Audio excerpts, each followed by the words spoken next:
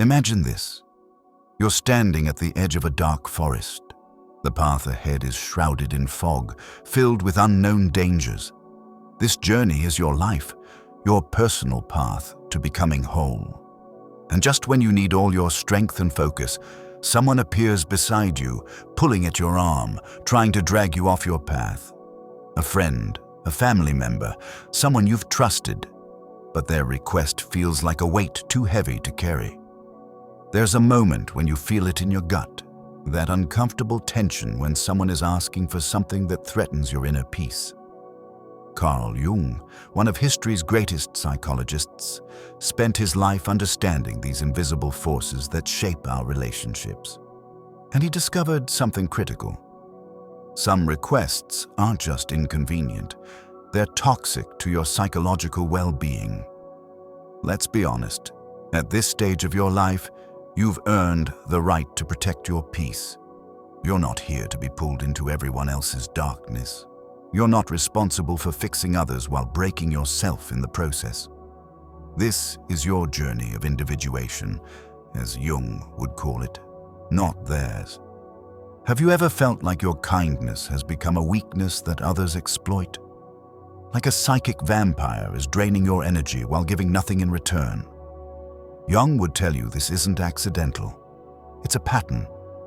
A dangerous dance where your authentic self gets lost in the shadows of others' demands. In this video, we'll explore 5 things that Jung would warn you about. 5 requests that signal it's time to create distance. Because anything that disrupts your path to wholeness simply isn't worth it. So stay with us until the end. This might be the message you need to reclaim the journey that belongs to you and you alone. How many times have you found yourself absorbing someone else's emotional chaos? Their anxiety becomes your anxiety. Their problems become your responsibility. Their inner demons become your battle to fight. Jung called this projection, the unconscious transfer of psychological material from one person to another. It begins innocently enough. Someone shares their struggles, seeking your wisdom, your shoulder to lean on. But before you know it, you've become the container for everything they refuse to face within themselves. Think about what happens when you continue carrying weight that isn't yours. The burden doesn't lighten, it compounds. Your own psychological space becomes contaminated with foreign emotions, foreign fears. Jung would tell you that by carrying others' psychological burdens, you're not only hindering their growth, but sacrificing your own individuation. The most painful part? This pattern often emerges with those closest to you. A child who never learned to face their own shadow. A sibling who makes their emotional regulation your responsibility. A friend whose crises always somehow become yours to solve. What begins as compassion slowly transforms into psychological bondage. You become the designated emotional caretaker, the midnight therapist, the constant validator. And when you try to step back, they respond with guilt, anger, or manipulation, as if your boundaries are a personal attack on them. But here's what Jung discovered through decades of clinical work. We cannot integrate someone else's shadow. We cannot walk someone else's path to wholeness. The attempt to do so doesn't lead to healing. It leads to resentment, exhaustion, and a profound loss of self. The truth is painful, but necessary. When someone consistently makes their psychological state your responsibility, they're not seeking growth. They're seeking a host, and you are not meant to be anyone's psychological life support system. Jung would tell you that true compassion sometimes means stepping back. It means recognizing that your willingness to carry others' burdens often prevents them from developing the strength to carry their own. By continuously rescuing someone from their inner work, you're actually interfering with their individuation process. Your psychological energy is precious and finite. At this stage of life, it should be directed toward your own integration, toward reconciling your own conscious and unconscious mind. Anyone who repeatedly pulls you away from this essential work is not supporting your growth. They're impeding it.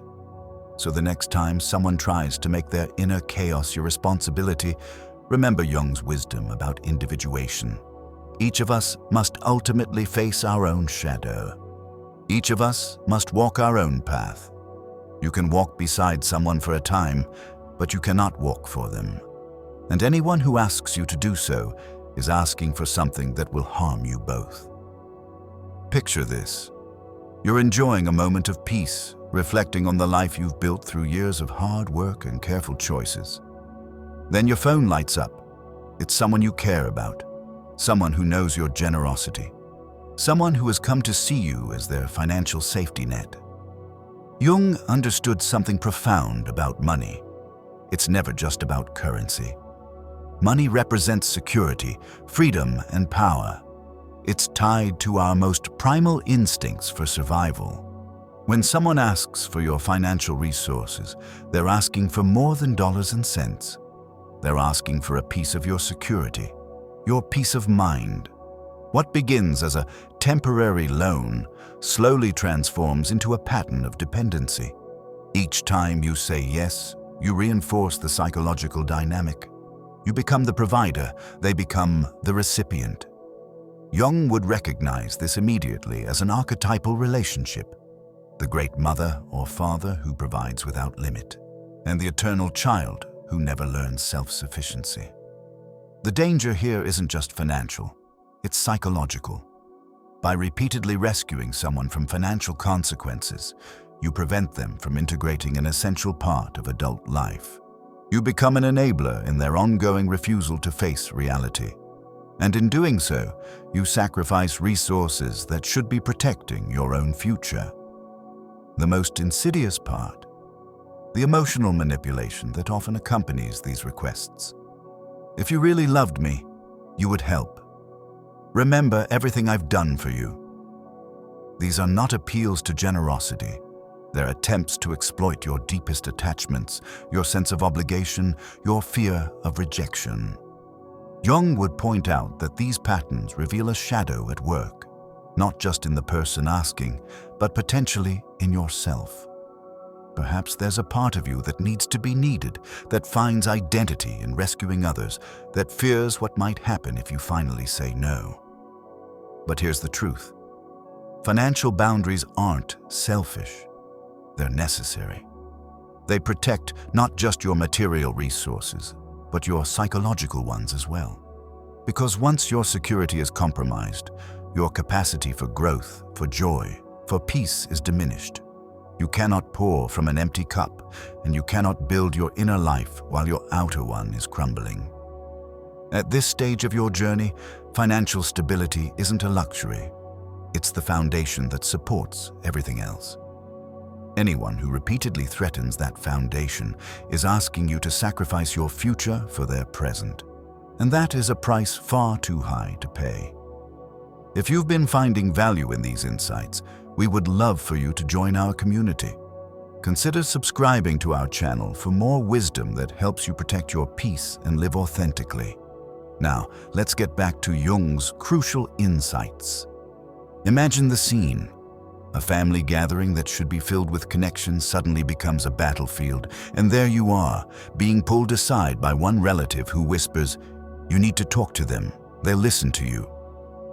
Suddenly, you're thrust into the center of a conflict that has nothing to do with you. Jung recognized these family dynamics as powerful constellations of psychological energy. Each family creates its own unconscious system, its own patterns of interaction that often repeat across generations. And within this system, certain roles emerge: the peacemaker, the scapegoat, the golden child, the mediator. Being asked to step into the middle of others' conflicts isn't just uncomfortable, it's psychologically damaging. When you allow yourself to become the triangulation point between warring parties, you absorb the toxic emotions that neither side is willing to address directly. You become the container for their unresolved shadow material. The request often comes disguised as a compliment. "You're so good at talking to her. Dad always listens to you. You're the only one who can fix this." But what appears to be recognition of your wisdom is actually an abdication of responsibility. their responsibility to address their own conflicts, to do their own psychological work. The most painful scenario might be watching your adult children fight over inheritance or family matters, turning what should be your legacy of love into a source of bitter division. As you attempt to mediate, to restore peace, you find yourself caught in crossfire that drains your energy and threatens your well-being. Jung would tell you that these family dramas often reflect much older, deeper patterns, archetypal conflicts playing out through modern relationships, the rivalries, the power struggles, the unspoken resentments. All of these have roots that go beyond the individuals involved, and by stepping into the middle, you're not resolving the pattern, you're becoming part of it. The truth is stark but necessary. You cannot heal family wounds that others refuse to acknowledge. You cannot create harmony between people who are committed to their conflict. And every moment spent trying to manage others' emotional battlefields is a moment taken from your own path to wholeness. Your peace at this stage of life isn't optional, it's essential. The energy you waste on unwinnable family dramas is energy diverted from your own integration process. Jung would urge you to recognize when you're being drawn into triangulation and to have the courage to step back, to say, "This is between you and them. I love you both, but I cannot be in the middle." Because in the end, true family healing doesn't come from someone playing mediator. It comes from each person doing their own inner work, facing their own shadow, taking responsibility for their own emotions. And sometimes, the most loving thing you can do is refuse to interfere with that necessary process. What happens when someone looks at you, the real you, with all your quirks, preferences, and hard-won wisdom, and decides that you need an upgrade? When your child tells you your clothes are too old-fashioned, or a friend suggests your opinions are outdated, or someone close to you implies that your way of being in the world is somehow wrong. Jung spent his life studying the journey toward authenticity, what he called the process of individuation. This lifelong path of integrating all parts of yourself, both light and shadow, is the central work of a meaningful life. And now, after decades of experience, of shedding false personas and discovering your true nature, someone wants you to put on a new mask. The request might seem small. Why do you still listen to that old music? Do you have to tell that story again? Can't you be more like everyone else? But what they're really asking is monumental. They're asking you to abandon the self you've worked so hard to become. Jung would recognize this immediately as a profound violation, not just of your preferences, but of your psychological integrity. Your authentic self isn't something superficial to be reshaped for others' comfort. It's the result of a lifetime of growth, of facing challenges, of integrating experiences both painful and joyful. What makes these requests so damaging is that they strike at your very core, at your sense of identity and worth. They suggest that who you naturally are isn't good enough, that your value depends on conforming to someone else's expectations. This is what Jung would call an assault on the self, the center of your psyche, the source of your wholeness. The most painful part. These demands often come from those closest to you, those who claim to love you. But Jung would tell you that true love never requires the dissolution of authenticity.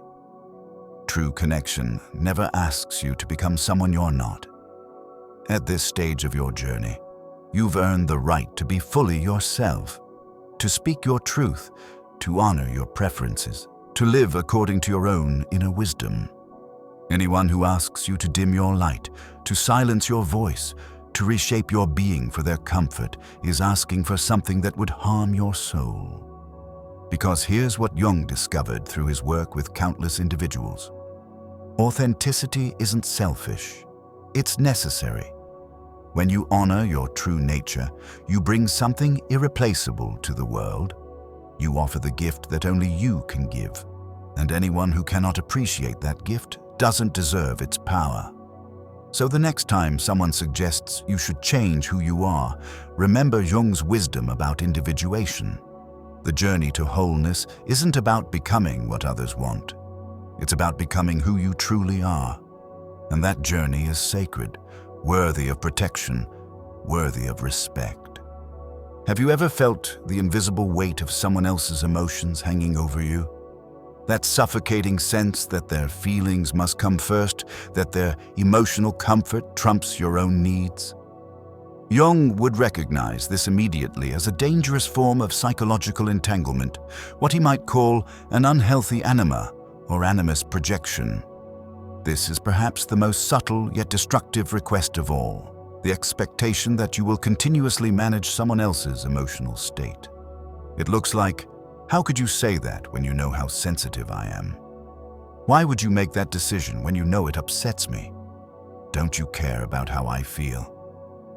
The demand comes disguised as emotional intimacy, but it's actually emotional control. It creates an impossible situation where your choices, your needs, your very existence becomes contingent on someone else's feelings. Jung would see this as a profound barrier to individuation, a psychological prison where your authentic self cannot breathe. What makes this dynamic so damaging is how it reverses the natural order of responsibility. Suddenly, you become accountable for emotions you didn't create and cannot control. Your legitimate needs are reframed as selfish demands. Your boundaries are portrayed as acts of cruelty. This is what Jung would call emotional enmeshment, a state where psychological boundaries become blurred, where the natural separation between individuals is violated. And in this blurring, both people lose. One becomes the emotional caretaker, the other remains emotionally undeveloped. The pain deepens when this dynamic emerges with adult children who never learn to regulate their own emotions, with partners who use emotional fragility as a form of control, with friends who make their happiness your responsibility. Every interaction becomes a minefield, every choice weighed against the potential emotional reaction it might provoke. Jung would tell you something profoundly important. You cannot and should not attempt to manage someone else's emotional world. Each person must develop their own relationship with their feelings, their own capacity for emotional regulation. By stepping in to continuously soothe, placate, or manage others' emotions, you're not helping, you're hindering their psychological growth. At this stage of your journey, your emotional energy is precious and finite.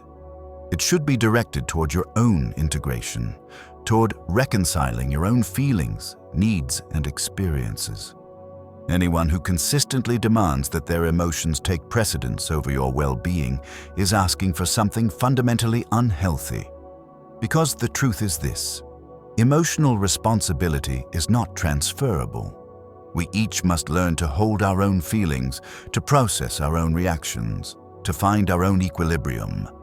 And when someone refuses this essential work, instead making their emotional stability your job, they're not expressing love, they're expressing dependency. So the next time someone expects you to sacrifice your needs for their emotional comfort, remember Jung's wisdom about psychological boundaries. True connection doesn't require enmeshment. True love doesn't demand emotional self-erasure. And anyone who suggests otherwise is asking for something that would diminish you both. We've journeyed through the warning signs that Jung would urge you to recognize. 5 requests that signal it's time to create distance, to protect your psychological integrity. These aren't minor inconveniences. They're serious threats to your path of individuation, to your journey toward wholeness. Jung understood something profound, that each of us has one life, one precious opportunity to become fully ourselves. And this journey requires space, requires boundaries, requires the courage to say no to those who would pull us from our path. Remember, when someone asks you to carry their psychological burdens, to sacrifice your financial security, to mediate their conflicts, to change your authentic self, or to prioritize their feelings above your own needs, they're not just asking for your time or energy. They're asking for pieces of your soul. At this stage of life, You've earned the right to protect what you've built. Not just materially, but psychologically. You've earned the right to continue your journey of individuation without unnecessary burdens, without toxic entanglements. Jung would tell you that there's nothing selfish about this protection. In fact, it's an act of profound self-respect and, ultimately, an act of love. Because by honoring your own boundaries, you create the space for genuine connection, for relationships based on mutual growth rather than dependency or control. So I ask you, which of these 5 warnings resonated most deeply with you? Have you experienced these dynamics in your own relationships? What boundaries have you created to protect your path? Leave your thoughts in the comments below with the keyword individuation so I can highlight your insights in our next video. Your journey matters, and your wisdom might be exactly what someone else needs to hear.